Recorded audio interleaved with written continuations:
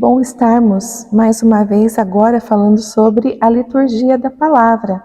Você está no nosso canal Deus no Cotidiano, a liturgia como fonte de vida, e a gente pede que você coloque aí o seu like, você faça a sua inscrição, para que a gente possa continuar divulgando como vivenciar a liturgia, a celebração da Santa Missa no nosso dia a dia, para que ela faça parte da nossa vida diária.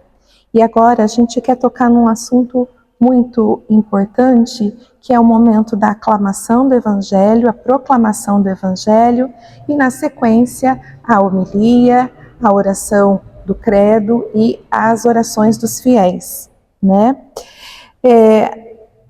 Durante as leituras, a primeira leitura, o salmo de resposta e a segunda leitura, nós estamos sentados na atitude de quem acolhe a palavra. No momento que o Evangelho vai ser proclamado, então a Assembleia fica em pé. Lembremos que sempre a postura de estar em pé é a postura do ressuscitado.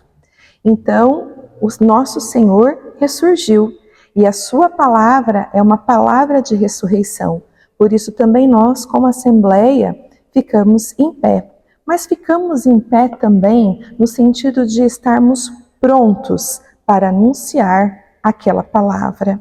A nossa vida tem a missão também de ser uma vida evangelizadora. Portanto, ouvir o Evangelho em pé, além de simbolizar a postura do ressuscitado, é também a postura de quem está pronto para anunciar o Evangelho de nosso Senhor, a sua boa nova, a sua boa notícia. E geralmente aclamamos esse Evangelho com um canto de aleluia, porque é o canto de aleluia que a gente tem aí, né, nas manifestações celestiais. Então é uma palavra do céu, né? Por isso que nós aclamamos como aleluia. É a palavra absoluta de Deus, é a sua própria vida narrada no Evangelho. Então nós cantamos o aleluia, claro que menos no tempo da Quaresma, e aí nós fazemos, né, o sinal da cruz na nossa fronte, nos nossos lábios e no nosso peito, no sentido de que aquela palavra seja gravada na nossa mente, seja proclamada com a nossa boca e seja, né, acolhida no nosso coração. Portanto, que aquela palavra também se encarne em nós.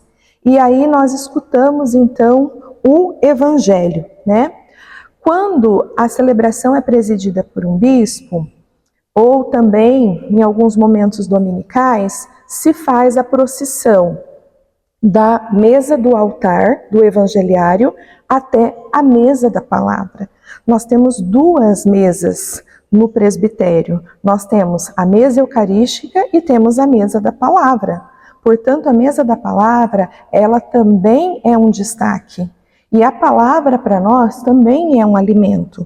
A gente precisa recordar que alguns fiéis não têm ainda a condição de comungar. Se eles não comungam ainda, né, o corpo eucarístico do Senhor, eles podem comungar espiritualmente se alimentando da palavra. Portanto, o ambão não é apenas um local de destaque, mas é uma mesa da onde nós fiéis também nos alimentamos. E aí, então, quando o evangeliário passa da mesa do altar para a mesa da palavra, nós estamos vendo novamente uma manifestação, um sinal da presença de Deus no nosso meio. E quando o bispo preside, ele pode nos dar a bênção. Ao terminar de ler lá o evangelho, ele pode fazer uma bênção. E não é adequado que a gente aplauda nem faça nada, mas que a gente acolha aquela bênção feita pela própria palavra. E aí, então, a gente vai ter um relato da vida de Jesus. A gente lembra que a nossa igreja divide liturgicamente, né, as leituras em ano A, ano B e ano C. E assim, em 3 anos, nós podemos ter uma leitura completa da vida de nosso Senhor, né, com várias fases do ano litúrgico.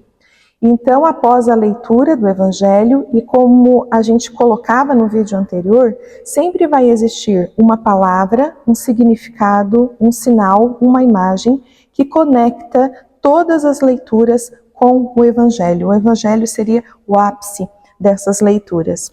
E aí, na sequência, quando a gente escuta a nossa palavra da salvação, nós nos sentamos novamente para acolher agora a homilia, que era muitas vezes chamada de sermão antigamente, Ou seja, uma fala orientadora do presidente da celebração, que pode ser feita também por um diácono, e que vai nos ajudar a interpretar melhor essa palavra à luz da Santa Igreja, porque para nós católicos a interpretação da Bíblia ela não é livre, ela tem uma linha, e essa linha é a interpretação da Santa Sé.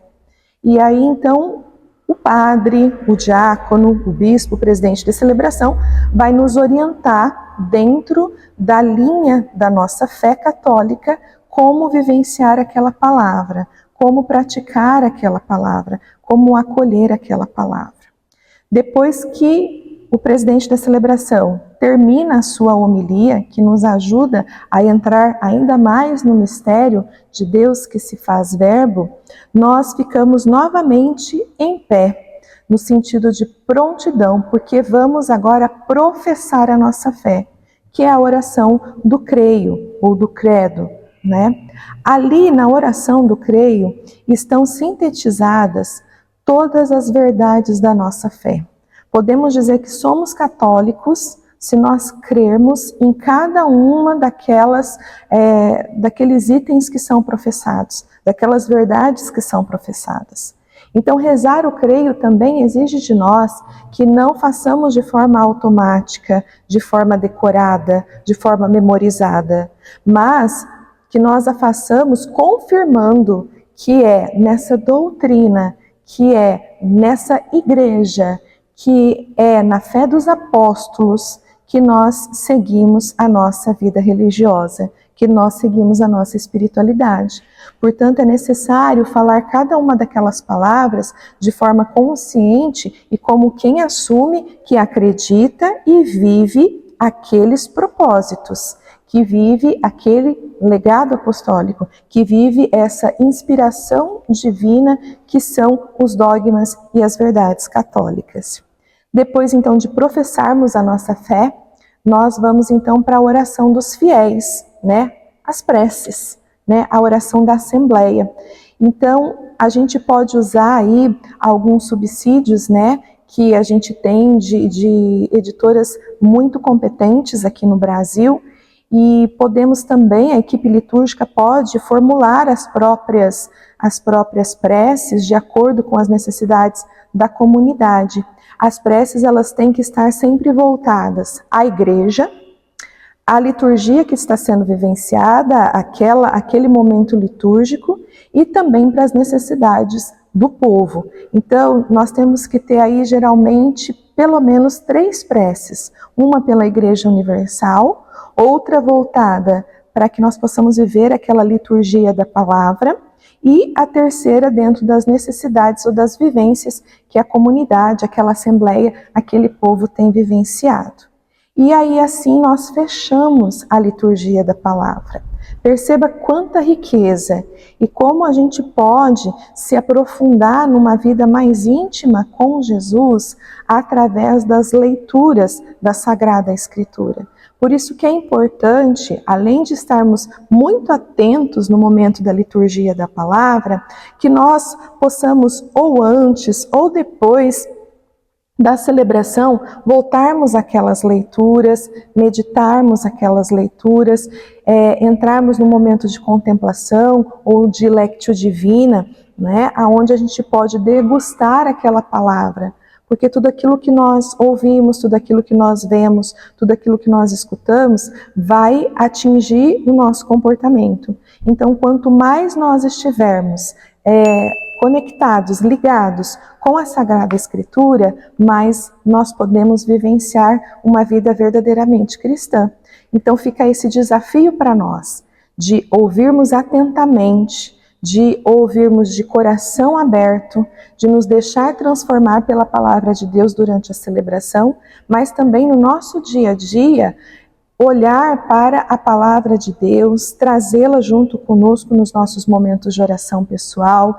Também hoje temos tantos recursos, tantos aplicativos e, como eu dizia, temos vários subsídios também que podem nos ajudar a entrar na liturgia e colocar em prática essa mensagem, esse sinal, essa palavra, esse significado da liturgia dominical na nossa vida. Que nós possamos amar cada vez mais a palavra de Deus e possamos também encarná-las, né, dentro de nós e nos nossos comportamentos, nas nossas decisões, e possamos amar ainda mais a liturgia da palavra durante a celebração da Santa Missa.